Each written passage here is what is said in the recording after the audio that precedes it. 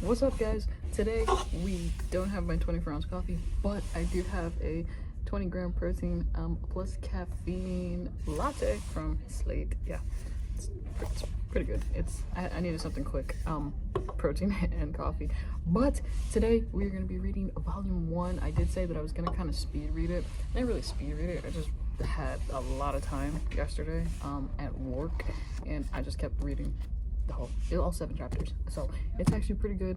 I'm actually just gonna play it because I did a voiceover for it. Chapter 1 of Jujutsu Kaisen opens up with Fushiguro looking for the cursed object at a shed, and he doesn't find it. We got some cool artwork. I thought this was actually really cool. Artwork is the next page. Pretty cool, got everybody on there. But we basically opened up with a little backstory to Yuji Itadori, the guy on the right with the multicolored hair. He's a high school student. Guy on the left is Fushiguro. He's a sorcerer from Jujutsu High, and he's the one that can see the curse at the school. You see that big old thing. Reminds me of the movie with Josh Hartnett, when everything was all cursed at the high school. But basically, Yuji's a high school student, pretty strong. Everybody wants him to join the sports team, but he wants to join the occult team, so he's kind of different. But you do get a backstory as to how strong he is. He finally meets Fushiguro, who tells him that he's looking for a cursed object, and he's got it. Turns out Yuji did find that finger. It's so disgusting looking. It's Sukuna's finger. He's one of the biggest curses out there. Curses. You'll find out who he is. But basically Yuji's oh, I gave it to my friends. My friends have it. Because he has the empty box, and Fushiguro goes nuts. He's that's not cool because your friends can die. So this is basically the opening of that. Meanwhile, I didn't even mention that Yuji's grandfather died. So he actually experienced something traumatic, and then he's going through this. That's the finger. Look at that. It's even got 2 skulls on it. I don't even think I saw that in the anime. It's so disgusting looking. But basically, there's this curse. Why do I keep calling him a curse? Sukuna, bad guy. He has his body dismembered throughout, and basically, if you eat his finger, or if you eat any part of him, you gain cursed energy and get stronger. So back at the school, his occult club has actually the curse. They unraveled it, and this is what's happening. So Fushiguro has to save them. Look at this, the divine dog part. I thought in the anime it definitely said demon dog. Am I wrong? But in the manga it says divine dog. And basically he calls out his Shikigami. That's basically who they are, right? Shikigami, did I say that right? But I thought they were really cool. That was a cool part of the anime, and it's a cool part of the book. But this curse is basically gonna kill his friends. Fushiguro told Yuji to stay because he's a human, he can't do nothing. But nah, Yuji comes blasted through the window and he saves his friends. He helps Fushiguro. So he's this is a curse. It's not what I expected. What he expected. And you see the little picture. That was actually pretty funny. But it's action packed. And he's this is the finger. He's he can't save his friends. Fushiguro tried to tell him hey, we're not gonna be able to take this guy out, just run, save yourself. And this is all that's happening. And Yuji's oh, so I just need my cursed energy. So all right, I don't even think we're getting there yet. This is him where both of them, they're getting beat up by this curse. There's a little more pictures of that, but there he goes. He's eating the finger on the left, and Fushiguro's no, he's gonna die for sure. There's only a 1 in a million chance. And guess what? That 1 in a million chance actually happens. He survives. Most people would die eating an object like that, and bam, Sukuna is born. Sukuna is back, the 1,000-year-old dude, and he's using Yuji's body as a vessel. And yeah, it's pretty funny how that all happened. That 1 in a million chance Yuji got. So, but take a look at this. Yuji actually can control his body. So Sukuna is not in total control of the body. He thought that, once he comes back and uses a body as a vessel, that person would die, and they normally would, but Yuji didn't die. And he can actually control Sukuna. He can actually turn it on and off. But you guys will see that in the next page. Fushiguro is mind blown by this, and that is the end of chapter 1. Chapter 2 gives you a little bit of Yuji Itadori, the background. I did kind of just go over that, but a little more of that. Now this is how chapter 2 opens, and this is how the anime opens, which is why I really liked the anime. It opened up Mission Impossible style. Gojo with Yuji tied up on the chair, and he's just letting him know that he's about to be executed. And Yuji's where's my friends? Where's Fushiguro? And now we go back to what's actually happening.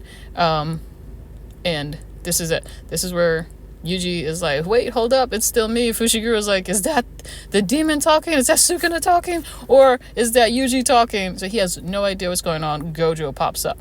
Gojo was told to go up there by his higher-ups, and he's like, I'm only going if I can go see the sights. So he actually went sightseeing before he went to go not save, but basically go to see Fushiguro. And you see this is pretty funny. He just like arrives in style. He didn't buy souvenirs, he actually bought mochi, and I definitely want to get some mochi now. There's a shop over here, we're gonna do a video, but it's just a little backstory here. Not backstory, this is actually what's happening. And now he tells Yuji like, oh, can you switch back and forth, just 10 seconds, let's see if you could actually control Sukuna. So Sukuna pops out, Yuji brings out Sukuna, boom, and they were like, aren't you afraid, Gojo? Gojo's like, nah, like, I'm the strongest sorcerer that's out there. So he really can take down Sukuna. That's crazy. But then we see them fighting here, and then 10 seconds later, bloop, Yuji pops back up. He's like, what happened? So it's actually pretty cool that he can control and suppress Sukuna when he feels like it. So yeah, and then he knocked Yuji out. And now he's talking to Fushiguro. So a little story there. And you do see Gojo with the black blindfold, not the white one like we saw in the prequel. I don't know the story behind it as to why it was white first and then black. I guess like a white belt, black belt. I don't think so, because he's like all limitless power. But I'm sure we're gonna find that out later as to why the colors are different. But yeah, then we get a little backstory here as to, that's all the fingers are so disgusting, it's terrible looking. But he told his friend what had happened. Gojo was like, you have a couple choices. You either get executed now because the higher ups don't want Sukuna's body out there, or you get all 20 fingers, because Sukuna has 4 arms and 2 faces, and then you get executed. So Yuji chose to get all Sukuna's body parts, fingers, try to save as many people as he can, and then he's gonna get executed. So his execution is just postponed. And now we have a little like part here. This is where Kikifuku mochi, that's actually the mochi that Gojo is eating. But yeah, I definitely want to get some mochi now. There's a store here, I already said that. But next chapter, Yuji is actually at Jujutsu High, and we do see Sukuna, see how he's talking, like you see his mouth appear like on Yuji's face. That's crazy, because technically like he's still like Yuji, he's inside Yuji basically. He's just like he's kind of like, I don't even want to say it, but yeah, he's basically like a demon inside him. He's like, his body is like a vessel, but he basically sees everything Yuji's doing. Yuji's at the dorm now, and Fushiguro's next door. So basically Gojo is like, we're gonna teach you how to become a Jujutsu sorcerer. But he's got all that like cursed flowing energy through him. And there's Fushiguro. He is alive and well. Little backstory about him too. He actually knew Gojo before all this, and if you watch the anime, you know why. It doesn't tell you here, but you find out why later on. And then this is the third student. We have a third student, which is Nobara, the girl there. She wants to be like a model and stuff, but they go to get her over in I forget what part of Tokyo, I forget what part. But basically they gotta go pick her up. So now we got 3 first-year students, Yuji, Megumi, and Nobara. Those are the 3 main students for volume 1. And yeah, we get a little, Gojo sends them on a mission here, Yuji and Nobara, I believe it is. And basically he wants to see how they're gonna fight. So he knows Yuji's crazy. Well, he finds out Yuji's crazy because this is how they're fighting. He even says it. He's like, that guy Yuji, he's crazy up here. Like, you obviously are going up against people that want to kill you. You don't have the experience, and you're still going. You're gung-ho. That's crazy! But that's why Gojo loves him. So he sent him on that mission with Nobara, and he also needs to see how Nobara's gonna act. Megumi's a little taken back by that, because Megumi, you'll find out later, he doesn't really use like all his power. He doesn't go like full force, and he totally can. So he's kind of like a little like sad about that statement. But whereas Yuji is like the total opposite. He has no experience, has no power. Megumi does, and Yuji's just going like I said, all in. But and now we see Nobara fighting here, and like I said, it's a backstory to Satoru Gojo, and his little just a background, which is actually pretty cool. They do that for like every chapter, let you know like who the characters are and what you're reading about. But this is the other curse that Nobara and Yuji gotta fight, which is actually lucky looking. Yeah, it's crazy. They kidnapped like a kid, and as you like continue to read, Yuji and Nobara, they're kind of like Yuta and Maki, where they just kind of clash with personalities. But you see them fighting. They finally get it together, and Megumi is like, I'm gonna save them. He's gonna exercise the curse, and Gojo's like, no, not yet. He needs to see how crazy she is. He needs to see how crazy Nobara is, and you saw how crazy like she was fighting. She plays no games, kind of just like Maki, and yeah, he's like, yeah, she's all crazy, all right, something like that. She's a bunch of crazy, I think he says. So he definitely wants his students to just be able to handle themselves and to fight.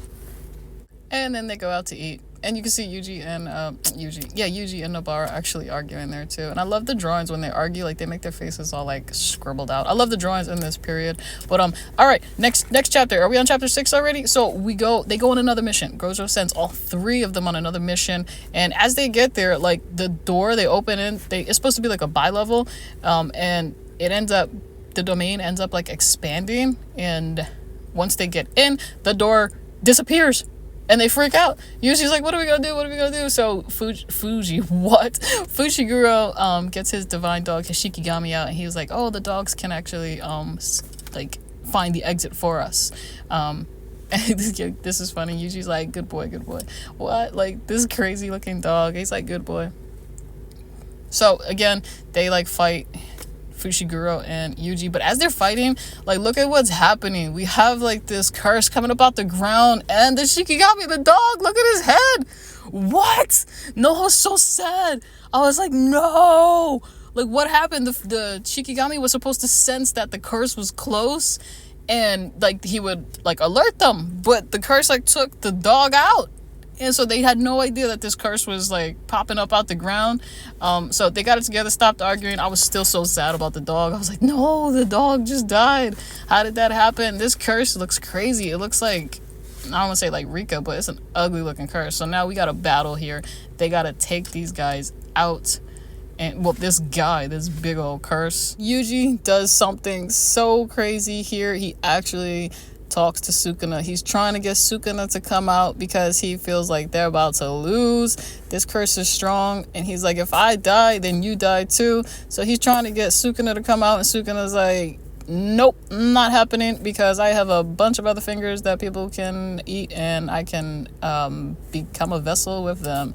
He can use them as a vessel, and they'll probably die. Yuji was the only one that actually lived, and Sukuna can't control him, so he don't care. Sukuna don't give a crap. He does not care. Meanwhile, Yuji and Fushiguro are getting beat up. Look at them. Look at poor Yuji at the bottom. That's crazy. And he's taking a booty whipping. Look, he loses his hand. I didn't see this in the anime. Like, did this happen in the anime? He loses his fingers there. You see him? He's like, I'm weak. He's like, and he's got no hand. Look at his arm. The curse is just whooping him up. That's crazy. So he gives it all he got. He's like, this fist, and then it ends on the bottom left. He's like, that's Sukuna who appeared. He's like, you're a brat. That's what he said. So Sukuna does appear, and it says, to be continued. And that, my friends, is how Volume 1 ended. Sukuna at the end, no matter how you slice it, you're such an annoying brat. But you know he had to come out and help Yuji, because even if he's a bad guy and doesn't give a crap about Yuji, you gotta respect him. That kid just is all in, and he gives it all he got. So Sukuna, that's where it left off, to be continued. But thank goodness I got the second volume, Jujutsu Kaisen Volume 2, and it's just so funny because you know how manga's backwards, and when you put it on the phone, it actually looks right. Am I right? It looks correct. It doesn't look like mirrored. You know what I mean? Like, that's the back of the book. And that looks mirrored to me. That might look right to you, but this is different. But anyway, Volume 2. So we're finally on paper copies. And yeah, we're going to be picking up where the kids left off at the detention facility. And that's where, I said it was a mission, but it's not a mission. Like, they got called over because there was cursed spirits over there at the detention facility. And one of the guards died, and the other two, they gotta go find it. But as they're finding it, all that was happening, that crazy battle, and yeah, all that started happening. So that's where we're gonna pick up for Volume 2. That's so crazy how they ended Volume 1, like, to be continued. Like, thank goodness volume 2 is out, and I wasn't watching that like it felt like a TV show, reading that live like as the volumes were coming out, being published. But yeah, this is gonna be interesting. I'm on season 2, like episode 41. I got like 4 more episodes to go. I'm probably gonna watch them all today, and I'm sure it's gonna leave off with like a cliffhanger, because there's already a cliffhanger at 41, and it involves Megumi, and I was pretty sad about it. But yeah, I hope you guys enjoyed. I'm gonna go get some mochi. Maybe not today. I am going to Walmart. I'm gonna see if there's this figure. It's a Gojo figure. See if it's there. But yeah, I definitely want to get some mochi after I saw the scene with Gojo. All right, guys, peace.